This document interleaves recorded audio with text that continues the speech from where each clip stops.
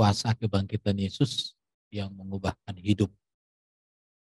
Yang saya bahas itu dari Markus 16. Ini kayak khotbah atau renungan bolehlah. Tapi akan saya bahas tentang bagaimana kuasa kebangkitan Yesus itu mengubah hidup. Dalam konteks ini, tentu ini hidup daripada murid-murid Yesus atau orang-orang yang sangat dekat dengan Yesus pada masa abad pertama itu ya. Tetapi sebelumnya saya mengucapkan selamat Paskah untuk teman-teman semua dimanapun berada. Kiranya kemenangan kekal dalam Paskah menjadi bagian hidup kita sampai kita kembali kepada Bapa di surga. Itu harapan kita, dan apapun yang terjadi, Yesus Kristus tetap harus kita cinta selama-lamanya. Seperti ada lagu katakan, apapun yang terjadi, Tuhan Yesus tetap Tuhanku. Nah, begitu ya. Tetapi saya melihat dan saya juga menyadari ya kawan-kawan, bahwa kebangkitan Yesus ini sebenarnya salah satu atau sebuah fakta. Kalau orang Batak bilang fakta, soalnya orang Batak ini bedakan F dengan P susah. Tapi maklumlah kalian. Jadi kebangkitan Yesus ini satu fakta yang sangat dibenci oleh iblis dan para pengikutnya. Kenapa saya katakan sangat dibenci? Karena kebangkitan Yesus adalah bukti sejarah yang abadi bahwa saat itulah maut dan kerajaan maut dikalahkan, dan sekaligus iblis dipreteli, dilucuti, dihancurkan semuanya. Tinggal menunggu bagaimana nanti Yesus kali kedua akan membinasakan.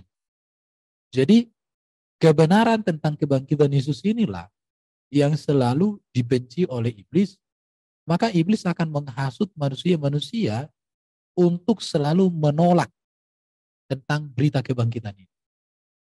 Jadi kalau sampai hari ini ada orang-orang yang menolak tentang kebangkitan Kristus, itu membuktikan betapa pentingnya kebangkitan Kristus ini dalam iman Kristen.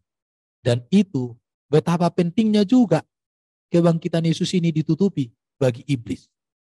Nah ini ya, jadi dua, iblis ingin membutakan manusia supaya tidak memahami kebangkitan, tidak menerima kebangkitan. Tetapi kuasa kebangkitan Kristus mempreteli, menghancurkan, mengalahkan semangat dari iblis untuk membungkam. Sebenarnya kalau kita melihat ya di dalam sejarah, kapan berita Yesus tidak bangkit ini digaungkan? Sebenarnya di dalam Alkitab itu sudah dituliskan dalam Matius 28. Dan ini berita pertama kali yang menolak tentang kebangkitan Yesus.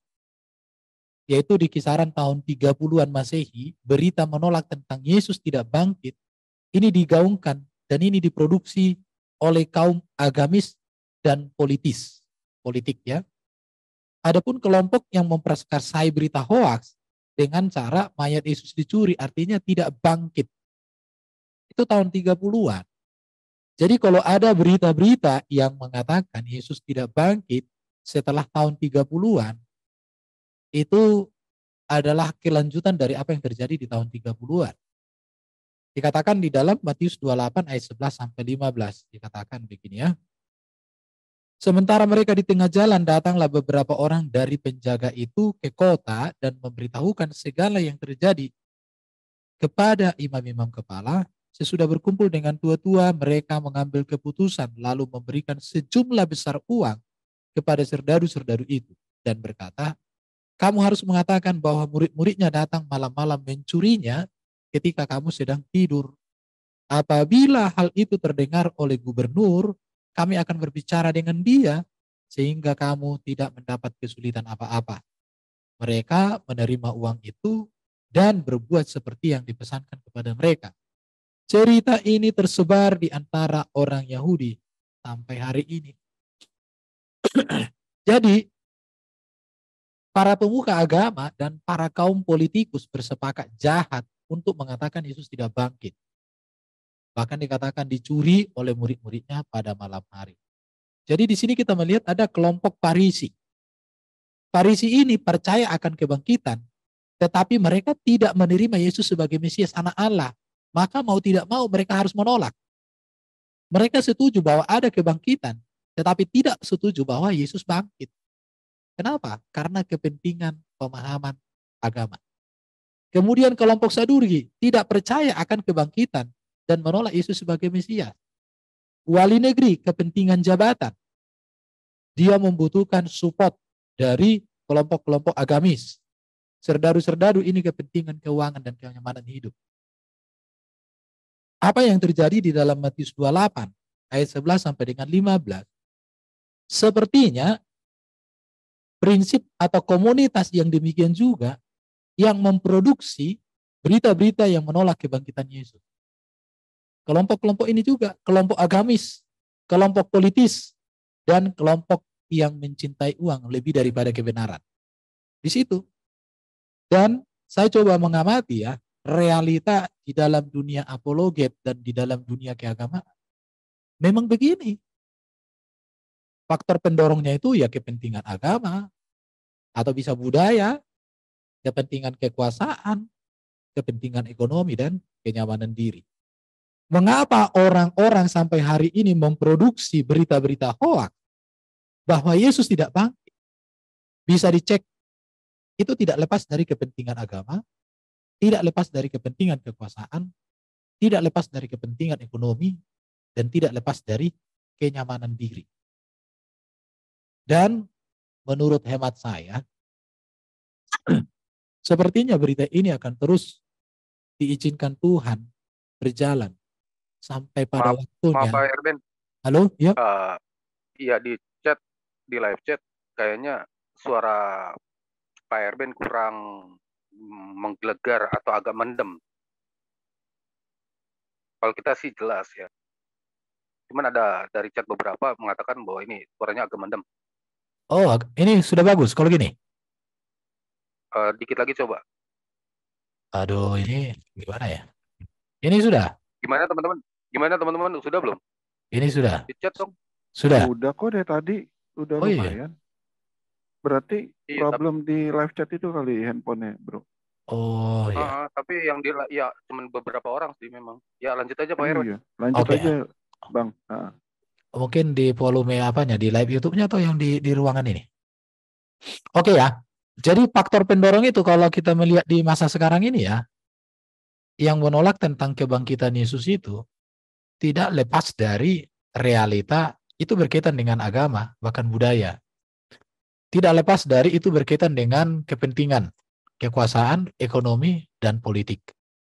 Makanya tidak heran sekarang ini ada orang sebenarnya sudah tahu bahwa berita-berita hoax yang menolak tentang kebangkitan Yesus itu sudah berita palsu itu, sudah berita sampah itu. Tetapi karena kepentingan agama, karena kepentingan kekuasaan, karena kepentingan ekonomi, dan kenyamanan diri, maka berita itu diproduksi dan diproduksi seolah-olah berita itu menjadi permata. Padahal di dalam kekristenan, sejak tahun 30-an, itu sudah dianggap berita bohong, sampah, hoax. Tak ada guna. Di situ. Itu jadi saya tidak kaget kalau orang-orang di masa sekarang ini begitu gencar menolak kematian kebangkitan Kristus. Karena ini, kepentingan ini. Makanya orang akan membuang hoaks ketika kepentingan kebenaran lebih tinggi daripada kepentingan agama, kepentingan kebenaran lebih penting daripada kepentingan kekuasaan, kepentingan akan kebenaran sejati lebih penting daripada ekonomi, kepentingan kebenaran lebih tinggi daripada kenyamanan diri.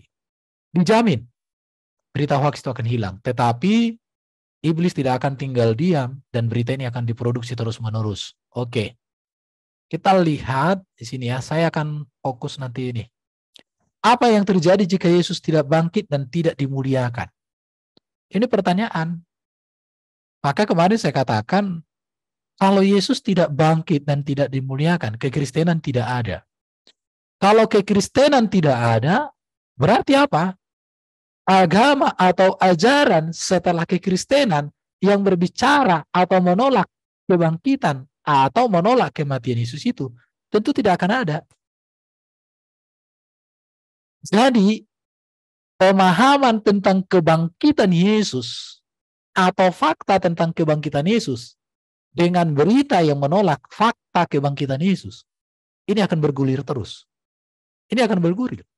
Karena ini berbicara kepentingan agama, kepentingan iman, bahkan sudah diseret ke ranah politik. Dan itu yang terjadi. Jadi sekarang di dalam dunia ini kita harus bertahan dengan data sejelas-jelasnya tentang kebangkitan Yesus. Walau malam hari ini tidak akan saya bicara arah ke sana ya, karena itu sudah dibahas beberapa banyak di dalam grup ini ya.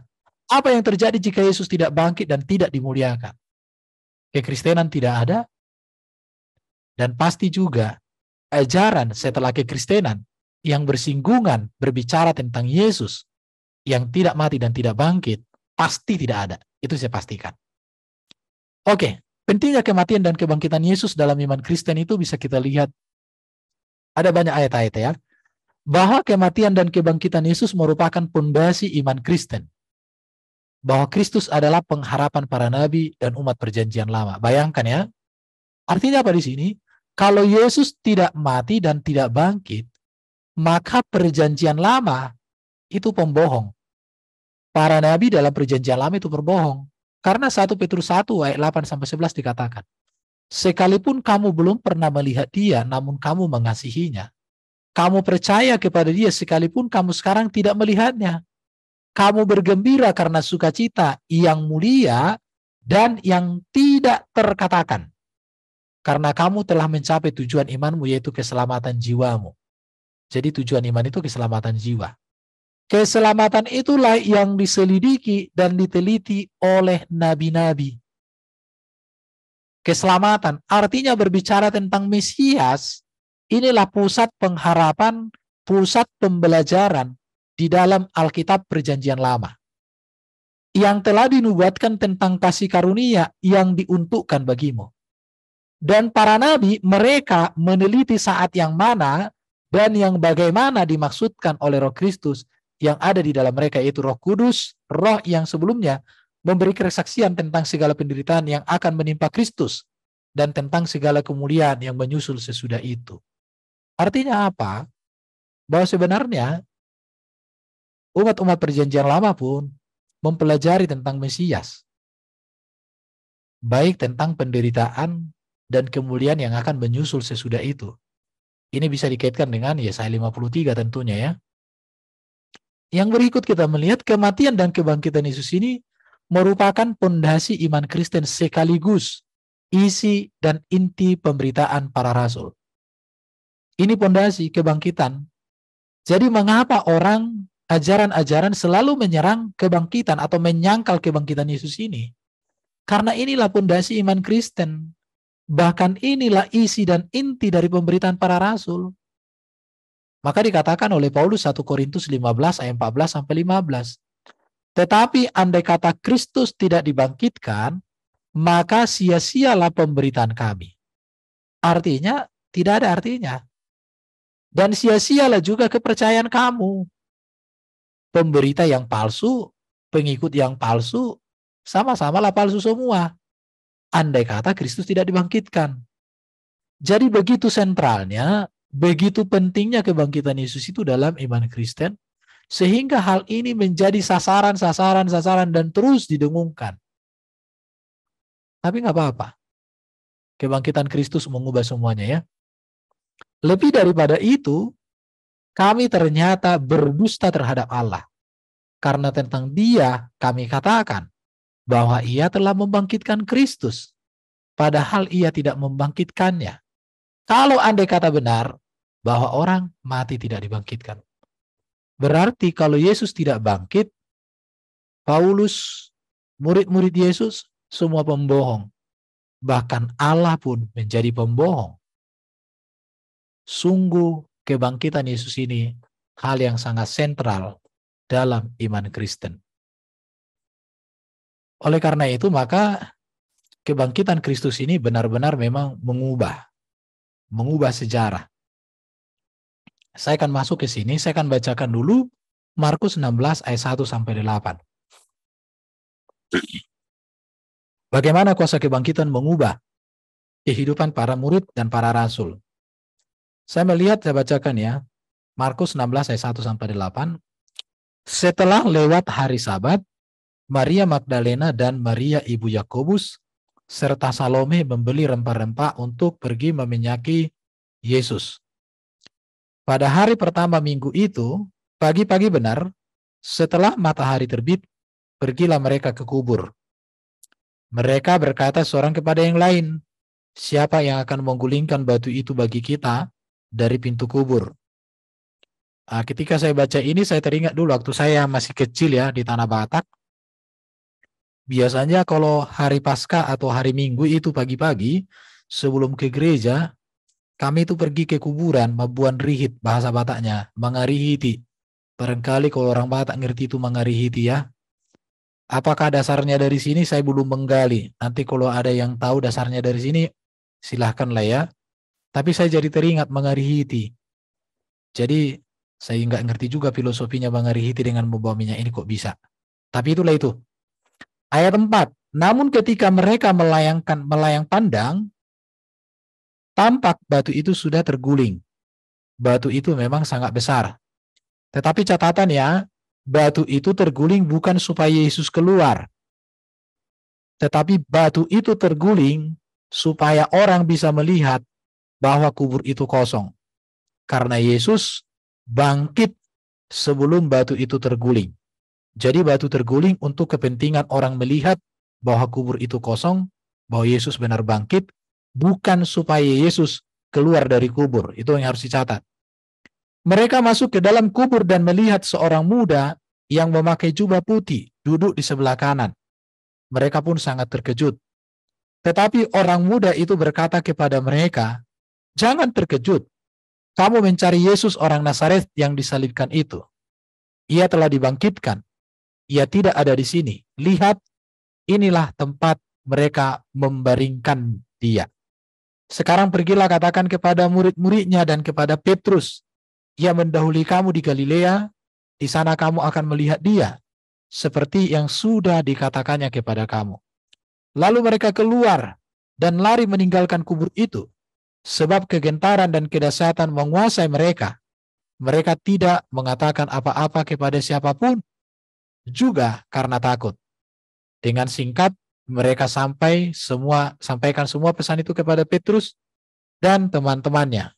Sesudah itu Yesus sendiri dengan perantaraan murid-muridnya memberitakan dari timur ke barat berita yang kudus dan yang tak terbinasakan tentang keselamatan yang kekal itu. Jadi berita kebangkitan Yesus adalah berita keselamatan yang tak terbinasakan tentang keselamatan yang kekal. Luar biasa. Jadi saya melihat dari teks ini, kebangkitan Yesus itu mengubah hidup. Kita melihat dulu ya, kita buat perbandingan bagaimana kehidupan murid dan orang percaya sebelum kematian Yesus dengan sebelum kebangkitan Yesus. Kita melihat di sini ya, kehidupan para murid dan orang percaya sebelum kematian Yesus, kita melihat murid-murid selalu menyertai Yesus di setiap pelayanannya. Saya melihat kalau kita membaca di dalam 4 kitab Injil, dalam kitab Matius pasal 1 sampai dengan kitab Yohanes pasal 21, ya. Kalau kita membaca di sini jelas dikatakan murid-murid itu selalu menyertai Yesus di setiap pelayanan, sejak dipilih sampai Yesus sebelum mati. Bahkan kalau kita melihat kehidupan para murid sebelum kematian Yesus itu, dikatakan bahwa Petrus itu bersedia mati untuk Yesus. Kemudian murid-murid ingin menjadi terbesar. Bahkan kalau kita baca lagi di dalam 4 kitab Injil, bagaimana mereka menikmati mujizat yang luar biasa, pengajaran yang luar biasa dari Yesus, dan mereka terkagum-kagum. Tetapi keadaan sebelum kematian Yesus ini menjadi berbeda sebelum kebangkitan Yesus. Di mana perbedaannya? Di dalam data Alkitab kita melihat murid-murid meninggalkan Yesus hanya berani melihat dari kejauhan. Bisa dibaca Yohanes 18 ayat 10 sampai 27.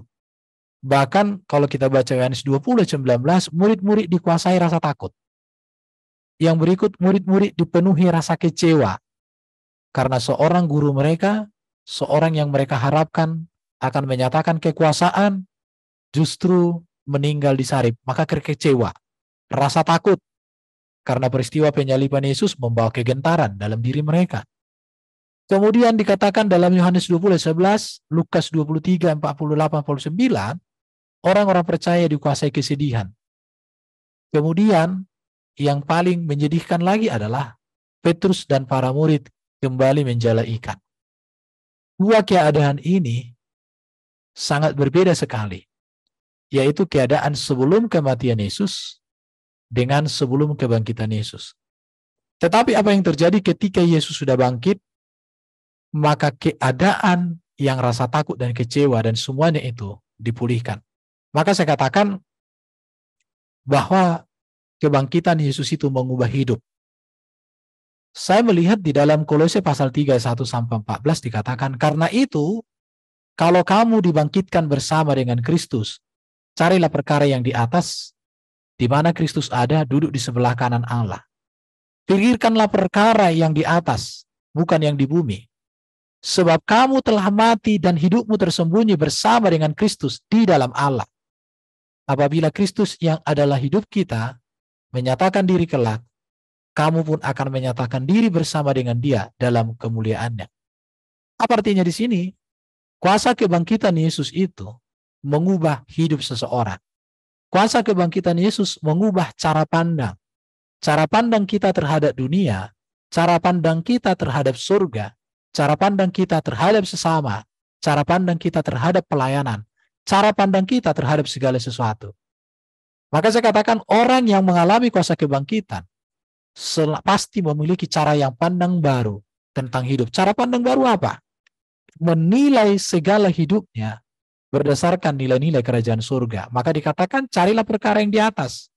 Bukan berbicara kita tidak perlu perkara-perkara dunia yang berkaitan dengan lahiriah. Tetapi bagaimana seluruh nilai-nilai hidup kita, seluruh aktivitas kita itu, motornya itu adalah, penggeraknya itu adalah, nilainya itu adalah kerajaan surga. Di sini dia. Jadi cara pandang kita tentang hidup, cara pandang kita tentang segala sesuatu yang berkaitan dengan hidup, baik dalam pelayanan apapun, akan berubah, berbeda.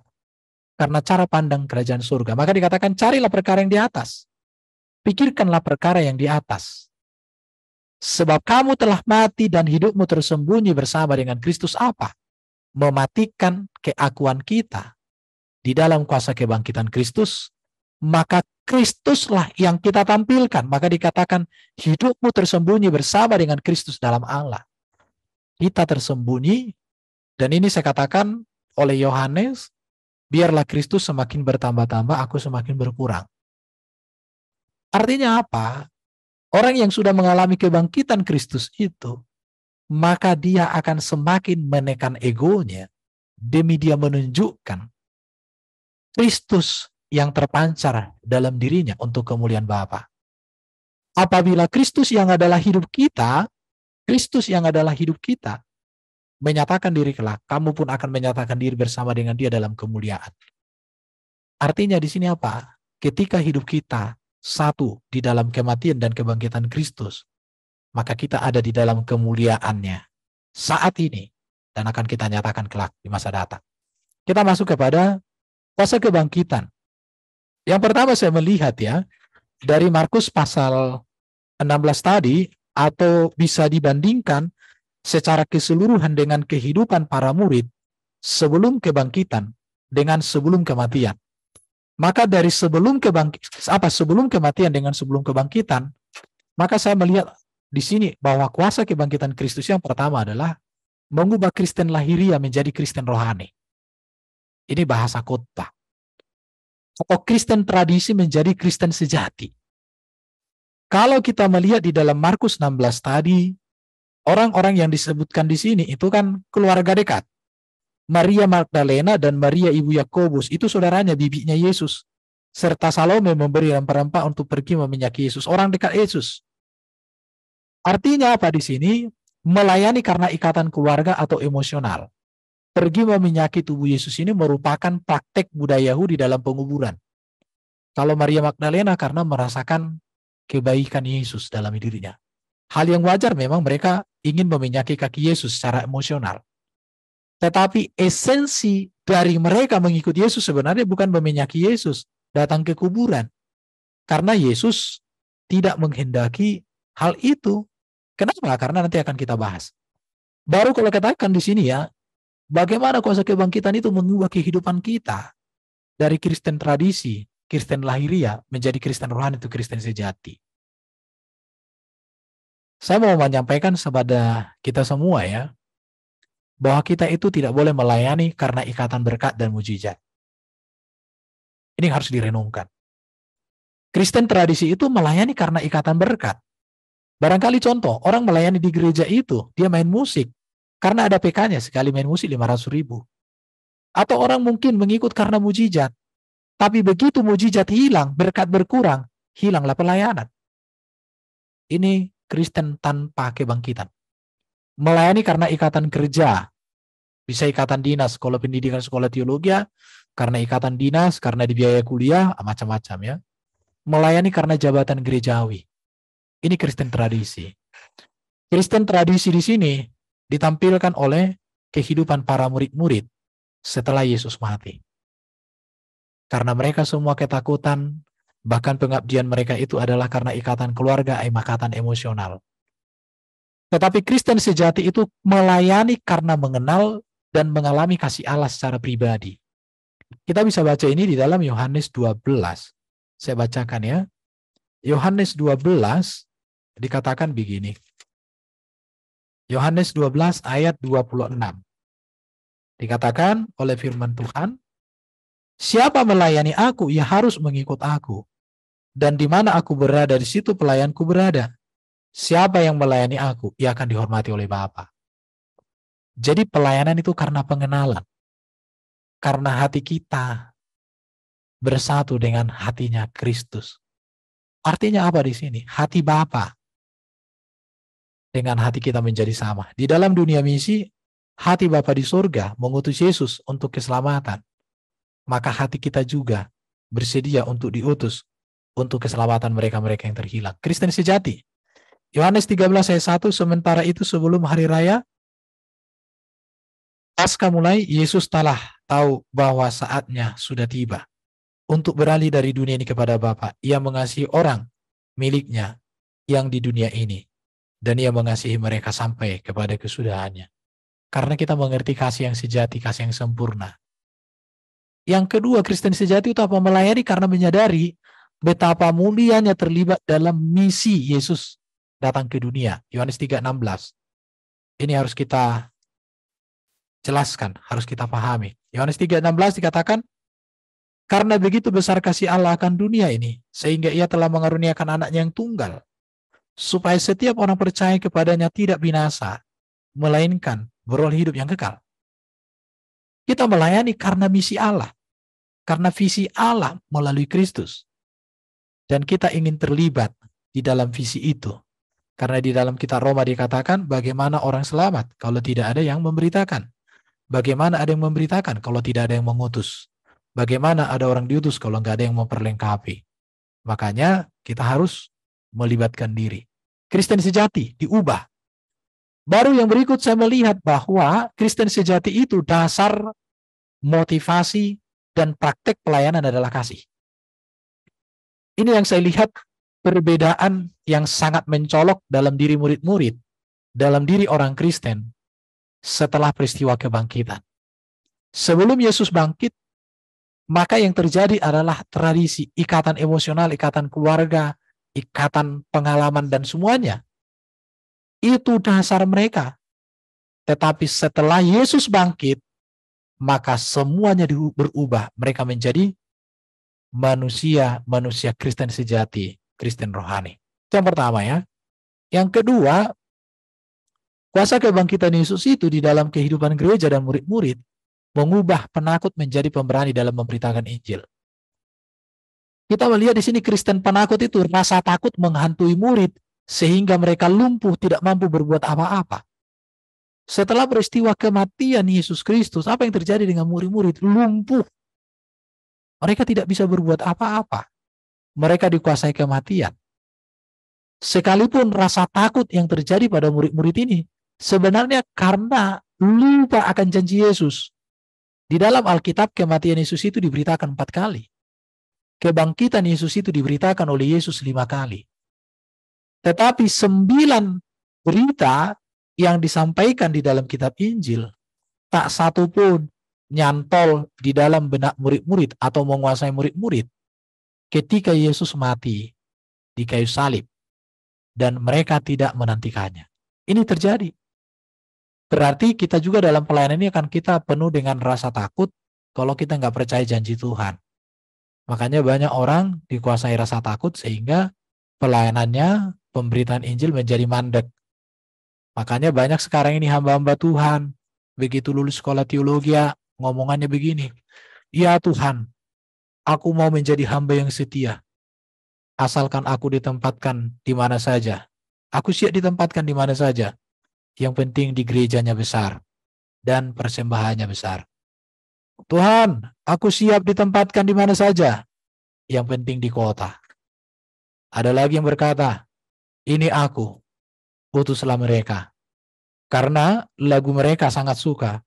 Ku ingin tetap di sini, menikmati berkat-berkat-Mu. Itu ya. Padahal kalau di penjara lagu ini nggak disukai orang itu ya.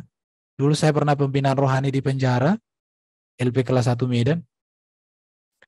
Lagu ini nggak pernah dijanjikan. Ku ingin tetap di sini, menikmati bait-Mu. Itu nggak pernah.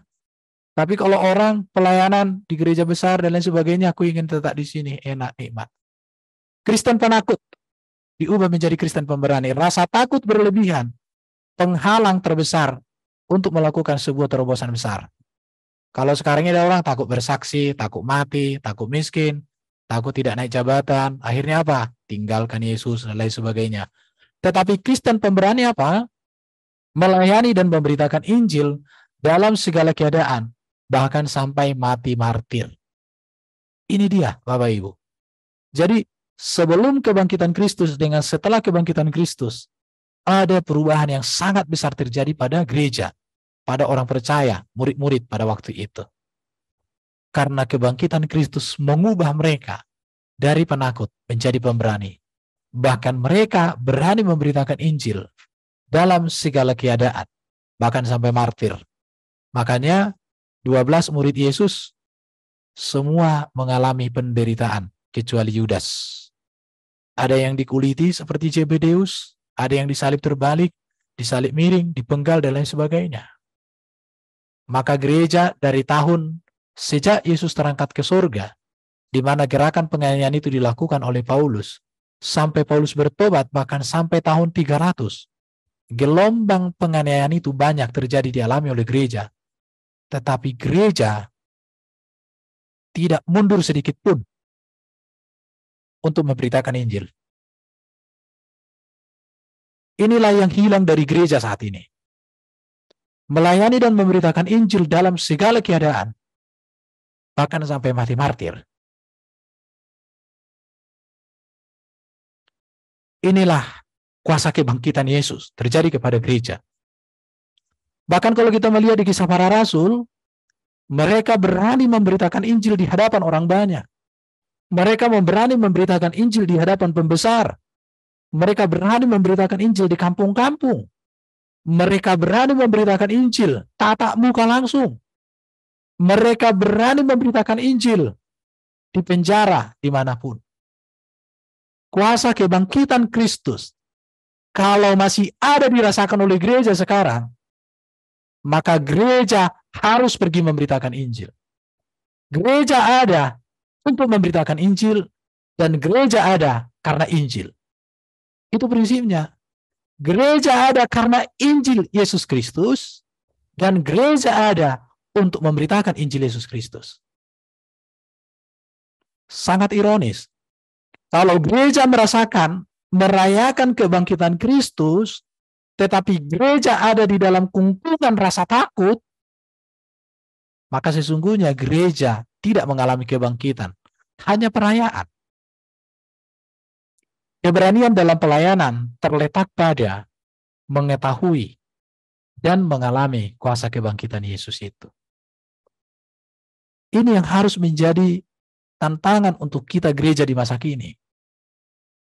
Bagaimana sebenarnya Paskah itu berkuasa mengubah hidup kita kepada tujuan Kristus datang ke dunia ini, kepada tujuan Kristus mati di kayu salib, kepada tujuan Kristus bangkit dari kematian, kepada tujuan Kristus naik ke surga, dan kepada tujuan Kristus datang di akhir zaman, Raja dan Hakim yang adil. Kristen penakut diubahkan oleh Kristus menjadi Kristen yang berani untuk Injil Tuhan seumur hidupnya. Inilah kuasa dari Paskah itu. Pertanyaannya adalah, apakah gereja di masa kini masih punya hati yang berani untuk memberitakan Injil? Seringkali pemberitaan Injil itu hanya konsep teologis, teori, tidak ada praktik. Maka dikatakan, celakalah aku jika aku memberitakan Injil. Kata tidaknya dihapus, ditipeks. Seharusnya celakalah aku jika aku tidak memberitakan Injil. Itu pernyataan Paulus. Tetapi kenyataannya sekarang apa? Celakalah aku, matilah aku, mampuslah aku kalau aku memberitakan Injil. Tapi Paulus katakan tidak. Celakalah aku jika aku tidak memberitakan Injil. Kata tidak itu memang sedikit hurufnya, tapi maknanya sangat dalam. Dan ini seringkali ditipeks oleh gereja di masa kini. Jadi saya mau katakan, kuasa kebangkitan Yesus itu mengubah Kristen penakut, Kristen cengeng, menjadi Kristen pemberani dalam memberitakan Injil. Tentu bukan berani mati konyol. Hikmat tidak memberangus rasa takut. Tetapi keberanian tidak mematikan hikmat. Cerdik seperti ular, tulus seperti merpati. Dua hal yang harus seimbang dalam prisi memberitakan Injil. Yang pertama tadi, Kristen tradisi, Kristen sejati. Kristen tradisi itu, saya pernah jadi Kristen tradisi ini. Saya menjadi orang Kristen karena bapak sama mama saya Kristen. Mama saya pada hari Kamis. Tapi saya nggak ngerti apa-apa tentang kekristenan. Kenapa bisa begitu? Karena saya tidak mengerti apa-apa. Karena tidak ada pengajaran. Di gereja, yang berkhotbah nggak jauh lebih baik dari yang khotbahi, macam-macam. Sekarang Kristen penakut menjadi Kristen pemberani. Yang ketiga, Kristen patah harapan menjadi Kristen penuh harapan dan memberitakan pengharapan itu. Kristen patah harapan kita melihat ya, bagaimana kehidupan para murid setelah Yesus mati. Mereka diliputi duka cita, diliputi kekecewaan yang mendalam. Mereka menartapi dan menangisi, membicarakan keadaan mereka, kekecewaan mereka. Sekalipun mereka patah harapan karena merupakan janji Yesus, bahwa 4 kali Yesus katakan dia akan mati, dan 5 kali Yesus mengatakan bahwa dia akan bangkit dan hidup kembali. Bahkan mereka berkumpul tanpa mengerti mau melakukan apa-apa lagi. Putus harapan sebab fokus kepada masalah, bukan kepada merenungkan janji Yesus kepada Tuhan yang berkuasa dan berulah atas masalah mereka. Kristen penuh pengharapan apa itu? Para murid mengarahkan hidupnya pada kemuliaan yang akan datang. Maka kita melihat bagaimana murid-murid itu punya pengharapan yang kuat kepada Yesus, kepada firman, kepada Bapa di surga, kepada surga. Pada murid-murid merahkan hidup mereka kepada kemuliaan yang akan datang. Para murid menyiarkan kuasa kebangkitan dan kemuliaan Kristus sepanjang hidup mereka. Inilah Kristen yang sejati. Kita mengarahkan pandangan kita kepada kemuliaan yang akan datang. Sehingga kita mampu untuk berjuang, berkarya di dalam pimpinan Tuhan oleh kuasa Roh Kudus, untuk kita bisa melakukan apa yang bisa kita kerjakan di masa kini. Pengharapan kekristenan itu adalah ketika Bapa di surga melalui Kristus Yesus memberikan kita duduk di atas tahta yang mulia untuk memerintah bersama dengan Kristus. Karena kita harus menjadi penguasa, berkuasa, ya, menjadi perkuasa sebagaimana Adam dan Hawa berkuasa di Taman Eden sebelum adanya dosa. Maka kita juga akan memiliki kepenguasaan di dalam kerajaan surga. Kita memerintah bersama dengan Kristus di Yerusalem baru, di kerajaan surga yang mulia. Jadi kuasa kebangkitan Yesus itu mengubah keadaan dari Kristen patah harapan menjadi Kristen penuh harapan. Jadi orang yang sudah mengalami kuasa kebangkitan Yesus, dia akan dipenuhi dengan pengharapan. Pengharapan di masa kini dan pengharapan di masa datang. Bahkan dia hadir membawa harapan, memberikan harapan melalui berita Injil terhadap semua orang yang tanpa arah, tanpa tujuan di dalam hidupnya di masa kini dan di masa datang. Jadi kuasa kebangkitan Yesus mengubah hidup kita. Inilah yang menjadi renungan yang bisa saya sampaikan untuk kita malam hari ini. Saya kembalikan ke moderator. Terima kasih. Biarlah kuasa kebangkitan Yesus mengubah hidup kita, mengubah menjadi baru, dan kita mengerjakan visi Tuhan secara khusus melalui apologet ini. Kita harus maju, kita harus menyuarakan Injil.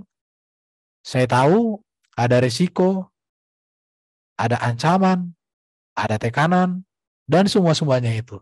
Tetapi ingat, kuasa kebangkitan Kristus mengubah dari penakut menjadi pemberani. Mengubah dari putus asa menjadi penuh pengharapan. Mengubah dari Kristen biasa menjadi Kristen yang luar biasa. Dari Kristen tradisi menjadi Kristen yang sejati. Itulah pesan Paskah yang harus kita renungkan bersama-sama untuk kita hidup dalam kuasa kebangkitan Kristus yang abadi.